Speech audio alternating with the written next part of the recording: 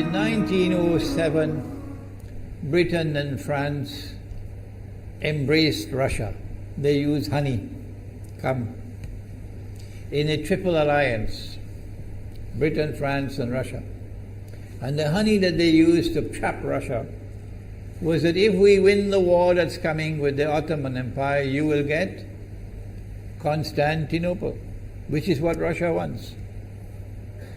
But they promised Russia one thing through the front door, and they took it back through the back door, like what they did to the Arabs. These are people with PhDs in deception. If they tell you that the sun is shining, don't believe them. Go outside and look up in the sky, see whether the sun is shining. When the Russian army had fought in the First World War and had suffered the most losses, the brunt of the kill were Russians. And they were now winning the war. And the Ottoman Empire was collapsing. And the Russian army is only an arm's length away from Constantinople. They don't want Russia to get Constantinople. No. So what did they do? Russian Jews organized and executed the Bolshevik Revolution, which overthrew the Russian monarchy. They killed the Tsar and the whole family, overthrew the government, and took Russia out of the war.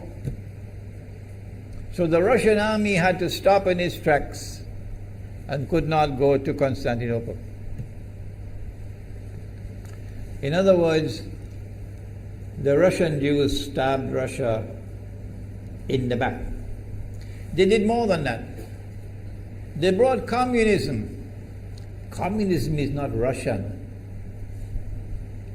These dum-dums don't understand that. Communism was created to destroy Russia. Why don't these dum-dums understand it? Communism is not Russian. Communism was created to destroy Russia, to destroy the Russian Orthodox Church. So they brought communism in the Soviet Union. And for the next 60, 70 years, this Zionist-created entity called the Soviet Union waged war on religion, waged war on the Russian Orthodox Church, killed the priests, closed down the monasteries and churches and so on. 60, 70 years. And then, when the appropriate time came and Israel came into being, it is this same Soviet Union which opened the doors for millions of Russian Jews to now migrate to Israel. If you go to Israel today, you might believe you're in Russia. So many people speaking Russian. These are the Russian Jews. And then the Soviet Union, 6 years after Israel came into being, did something strange and mysterious. Crimea is Russian territory. Crimea is a part of Russia. The Soviet Union decided to give Crimea as a gift to Ukraine. Why did they do that? The historians don't tell you. So let Imran tell you. They gave Crimea to Ukraine in order to stab Russia in the back one more time. Because if Russia loses Crimea, it will enhance Israel's security. The Russian Navy is based in Crimea, and there is a straight line from Crimea to Constantinople. To get out of the Black Sea And to get into the Mediterranean Sea, you got to pass through the Bosphorus. And the city of Constantinople is located right there on the Bosphorus. So they gave Crimea as a gift to Ukraine. They never bothered to consult the people of Crimea and get their consent. No. They never bothered to seek the permission of the Russian people. No. But Washington doesn't want to hear that. The foolish man who now sits in the White House of the United States, the foolish man who would like to pretend that he's a man of wisdom, he doesn't want to hear. But what are the rights of the Russian people? Were they not violated? Do they not have the right to correct Iran and recover the territory which was unjustly taken away from them on Israel's behalf? Obama doesn't want to hear that. It's inconvenient for them. But in this masjid, we will expose whether it's convenient to you or not. They did more than that. Not only did they give Crimea to Ukraine, but earlier on they gave eastern Ukraine. Eastern, part of the now eastern Ukraine was Russian. It was Russian. And the Soviet Union gave it as a gift to Ukraine. Why is it being given to Ukraine? Answer is that when the proper moment comes, the same people who brought the Soviet Union into being now have a method by which they can cause it to collapse. The method that they're using now in Venezuela, popular demonstrations, they did it in Egypt, they did it in Tunisia. They are masters of that. They did it with the Soviet Union. I used to think that the Soviet Union collapsed because of Allah's kindness. But I was wrong. No, it was the Zionists who brought down the Soviet Union because they didn't need it anymore. Like tomorrow they wouldn't need you anymore, Saudi Arabia. And they wouldn't need you anymore, Islamabad. When will you understand that? They'll just throw you to the dogs. You served them long enough. So they brought down the Soviet Union. Why? So that Ukraine might emerge as an independent state. That's danger for Russia. They prepared the way.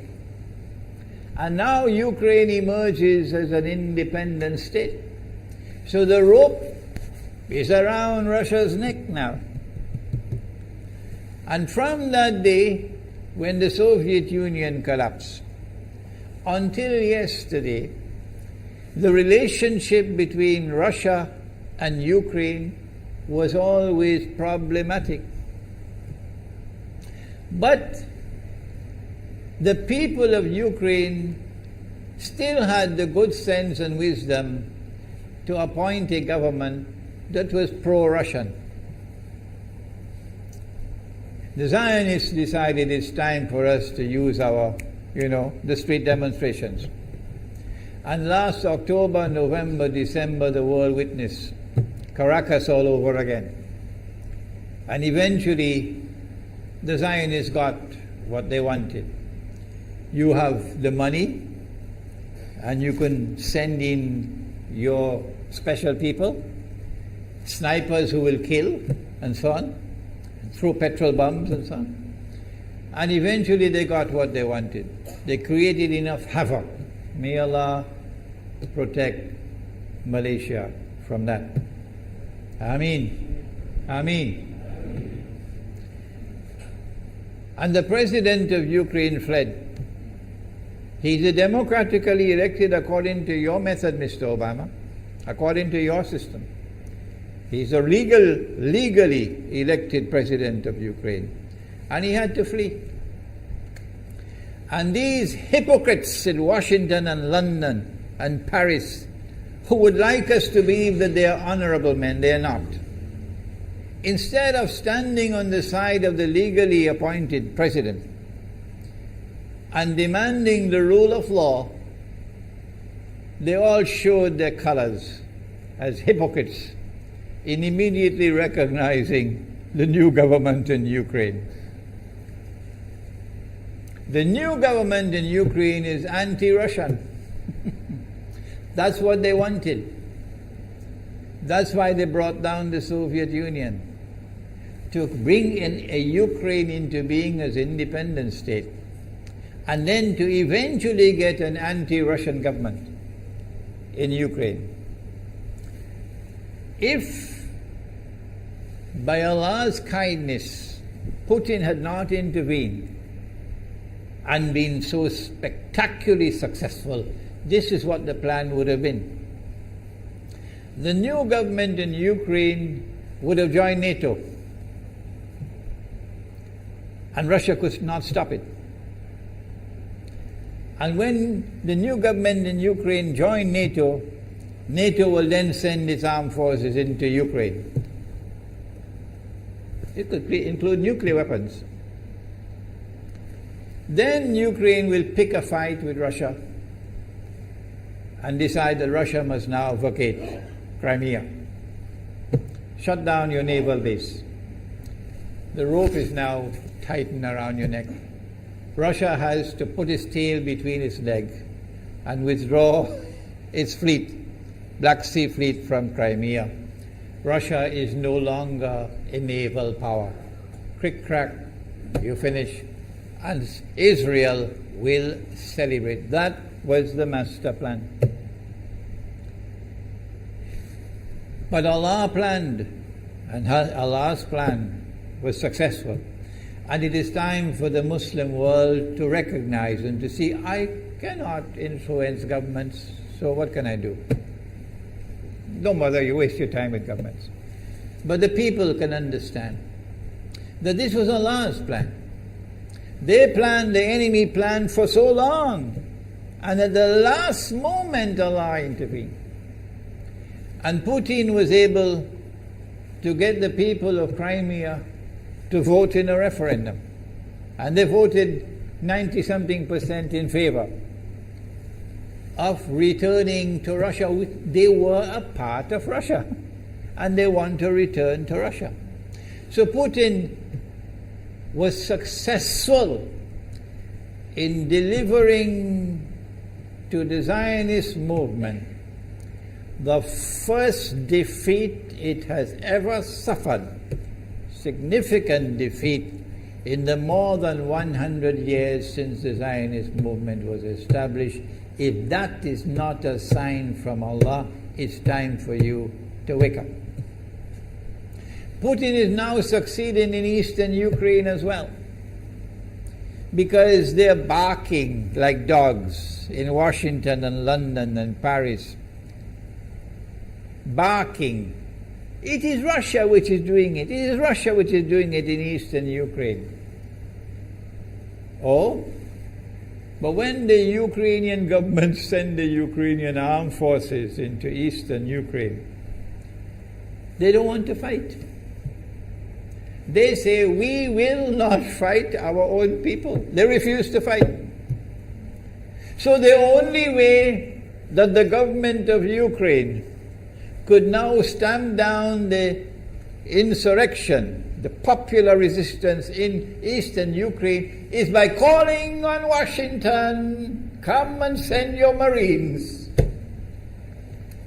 And then what will Putin do?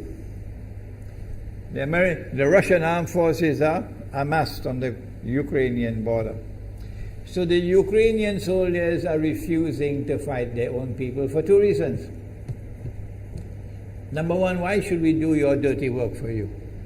We're not going to fight our own people. That's not what soldiers are for. And number two, if we make the mistake of using guns on these Russian-speaking Ukrainians, what will the Russian army do to us tomorrow?